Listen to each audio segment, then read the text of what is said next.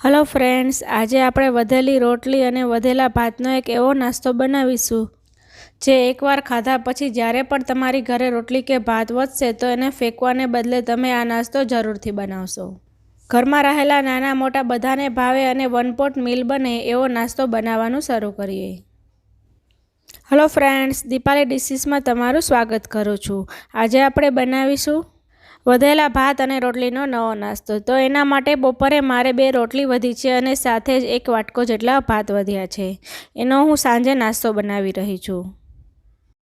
તમારે જો સાંજે રોટલી અને ભાત વધ્યા હોય તો ભાતને ફ્રીજમાં રાખી અને રોટલીને કેસરોલમાં રાખી સવારે આનો નાસ્તો બનાવી શકો છો. તો આપણા વધેલા ભાત થોડા કોરા એટલે કે ઠંડા હોવાને લીધે સુકાઈ ગયા હોય છે. તો ફરીથી એને મોઇસ્ચર આપવા માટે અડધો કપ જેટલું થોડુંક ખાટું એવું દહીં એડ કરીશું અને દહીંને ભાતમાં સારી રીતે મિક્સ કરી દઈશું. અહીં તમારે દહીંની ક્વોન્ટિટી જેટલી ભાત હોય તેનાથી થોડી અડધી રાખવાની છે. અને સાથે જ જો દહીં ઘરમાં ના હોય તો થોડી ખાટી એવી છાશ એડ કરી દેવાની. હવે દહીં અને ભાતને સારી રીતે મિક્સ કરી અને જો તેમાં કંઈ ગઠ્ઠા હોય તો તેને ભાંગી અને થોડીવાર માટે સાઈડમાં રાખી દઈશું. હવે આપણે જે 2 રોટલી વધી છે એની આગળ પ્રોસેસ કરીએ. અહીં તમારે જેટલી પણ રોટલી વધી હોય એ રોટલીને આ રીતે પપડું એટલે કે રોલ વાળી લેવાનો છે. હવે આપણે એનો સાવ ભૂકો એટલે કે પાવડર કરવાનો છે. તો એના માટે મેં જે અહીં ગાજર કે દૂધી ખમણવાની ખમણી આવે છે તે લીધી છે. હવે રોટલીના બેવડી વાળી અને આ રીતે એને ખમણી લેવાની છે એટલે રોટલીનો એકદમ બારીક સરસ ભૂકો થઈ જશે. જો તમારી પાસે ફ્રેશ બનાવેલી રોટલી હશે તો એ થોડી સોફ્ટ હોય છે માટે એને ખમણી નહીં શકાય. પણ જો આવી વધેલી બપોરની કે સાંજની રોટલી હશે તો એ થોડી સુકાઈ ગયેલી હશે એટલે મીન્સ ડ્રાય રોટલીનો સરસ ભૂકો થઈ જશે. અહીં આપણે રોટલીના બટકા નથી કરવાના, થોડા નાના નાના એવા કટકા કરવાના છે. તો આવી રીતે બંને રોટલીને હું ખમણીની મદદથી ખમણી લઈશ. તો તમે જોઈ શકો છો કે આ રીતે પાવડર ફોર્મમાં મેં ભૂકો કરી લીધો છે. હવે એને એક મોટા બાઉલમાં ટ્રાન્સફર કરી લઈશું. હવે આપણે આમાં મસાલા એડ કરવાના છે.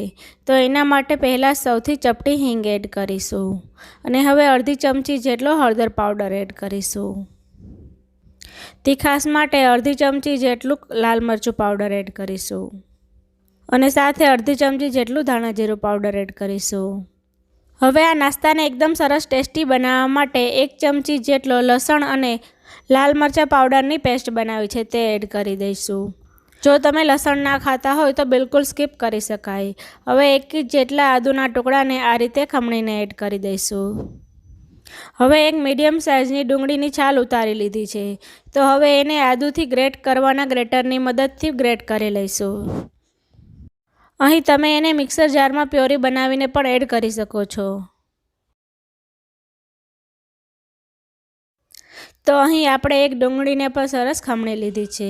હવે અડધો કપ જેટલા ફ્રેશ લીલા ધાણાને સમારીને રાખ્યા છે તે એડ કરી દઈશું અને બધા જ મસાલા અને રોટલીના ભૂકાને સારી રીતે મિક્સ કરી દઈશું. આ નાસ્તો એટલો ટેસ્ટી બને છે કે બાળકો પણ તમને વારંવાર બનાવડાવવાની જીદ કરશે. અને આપણે જો સંયુક્ત પરિવારમાં રહેતા હોય તો રોટલી અને ભાત જેવી વસ્તુ તો થોડું વધતું રહે છે. તો ક્યારેક એમાંથી આ ટેસ્ટી રેસીપી બનાવીને ખવડાવશો તો બધાને ખૂબ ભાવશે. હવે આપણે જે ભાત અને દહીંના મિક્સરને પલાળીને રાખ્યું હતું એને આ મિક્સરમાં એડ કરી દઈશું અને સાથે જ સ્વાદ પ્રમાણે નમક એડ કરી દઈશું. જો તમે રોટલીમાં નમક એડ કરતા હોય અને ભાત બાફવામાં પણ નમક એડ કરતા હોય તો તમારે એ પ્રમાણે નમક એડ કરવું. હવે બંને વસ્તુને આપણે સારી રીતે મિક્સ કરી દઈશું. હવે આ મિક્સરને બાઇન્ડિંગ આપવા માટે અહીં 1/4 કપ જેટલો મેં ચણાનો લોટ એડ કર્યો છે. અહીં તમે અડધો ચણાનો લોટ અને અડધો ચોખાનો લોટ પણ એડ કરી શકો છો અને જો એ પણ ના હોય તો ઘઉંનો લોટ પણ એડ કરી શકો છો.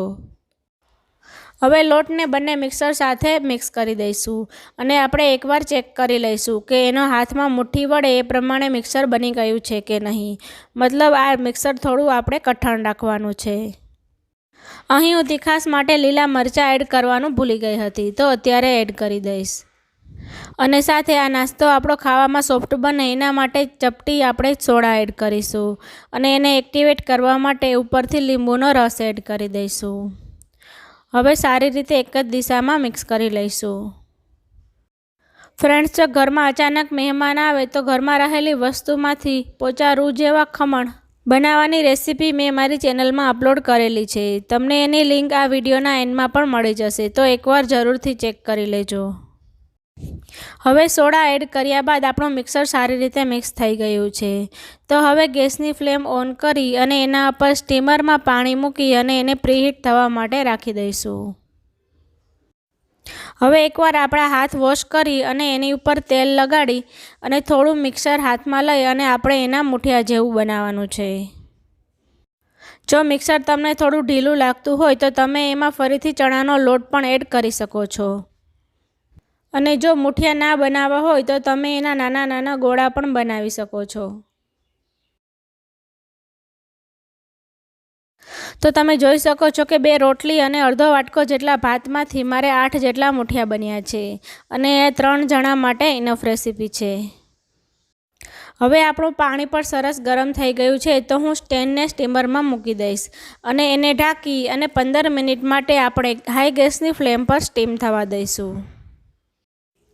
હાઈ ગેસની ફ્લેમ પર લગભગ 15 મિનિટ સુધી સ્ટીમ કર્યા બાદ જ્યારે થોડા ઠંડા થાય ત્યારબાદ આપણે મૂઠિયાને આ રીતે ઉખેડી અને ચપ્પુની મદદથી રાઉન્ડ શેપમાં કટ કરી લઈશું. અહીં તમે કેચઅપ સાથે આ મૂઠિયાને એમણમ પણ સર્વ કરી શકો છો.